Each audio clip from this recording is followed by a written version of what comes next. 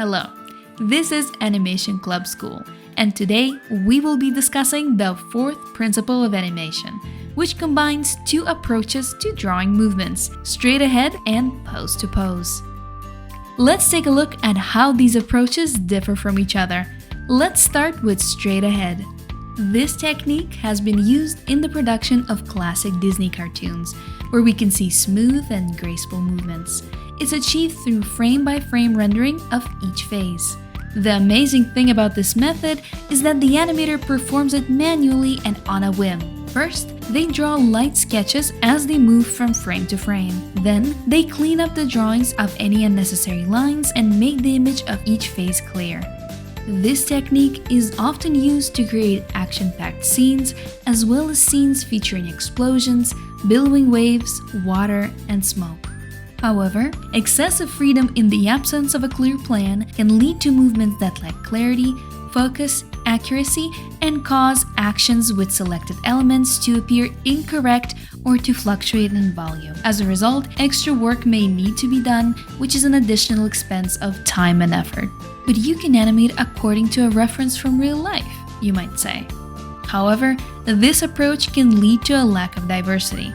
Therefore, the movements may become repetitive and the animation may become boring. But then, the following approach comes to the rescue, from pose to pose. This method involves a clear planning of movements where the key poses of the object in the scene are first depicted and then the spaces between them are filled with intermediate positions. Let's take a closer look at the example.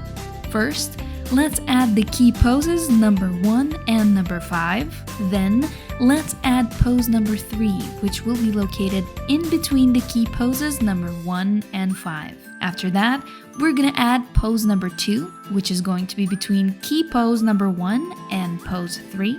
And similarly, pose number 4 will be added between pose number 3 and key pose number 5. This creates a sequence of poses that give the illusion of movement. This work can be done in two ways. The first way is when an in-between artist is involved, who manually draws the frames and fills the gaps between the key poses. The second way is to instruct the program to draw intermediate phases of the movement. It will calculate trajectories and perform interpolation. This means it will fill all of the unknown data between the keyframes based on their properties. After all of the phases are drawn, they will be checked again to avoid mistakes. The main task of keyframes is to keep the viewer's attention. All movements in the scene were carefully thought out beforehand, so there's no place for spontaneity. Here, the animator controls the size, volume, proportions of objects, and the action itself. The advantage of this approach is that it allows quick adjustments to changes made by the director. The animator does not need to redraw all of the phases in the scene. It's enough to redo the key poses only. This frees up the time for focusing on acting poses, which directly affect the creation of memorable moments in the cartoon. This is especially true for creating animations in computer games. The player expects a certain reaction from the character after pressing a button. Most often, this is an instantaneous change in posture. For example, a sharp blow requires showing the most expressive initial and final positions on the body. Additionally, a couple of intermediate frames can be used if the blow is more complex. Both straight ahead and pose-to-pose techniques are useful in their own ways. Therefore, it is not advisable to go to extremes during work and use only one technique. Instead, combine different approaches and expand your skill set. This will allow you to find the most effective solution for your task. Well, let's have a little bit of practice. Here are some exercises that can help you practice applying this principle. We will start with the character moving from one pose to another, strictly following the reference. Trust me, this exercise may seem simple, but to complete it, you'll need to examine the reference thoroughly. And more likely, you will need more than one reference to fully understand how to depict the movement correctly. Next, let's make the task a little more challenging.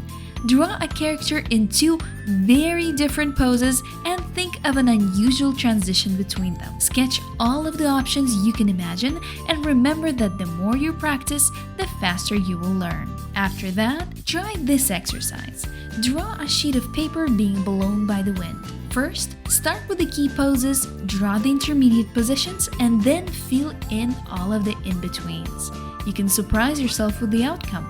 And the final challenge will be a dance animation exercise.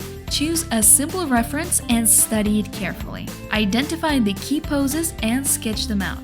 After that, fill in the gaps with interesting and eye-catching details. Make sure your lines have dynamics and good direction of movement. If you're interested in learning more about traditional 2D animation, our courses can help you take your work to the next level. You will learn the key principles of animation and how to apply them to action and acting scenes.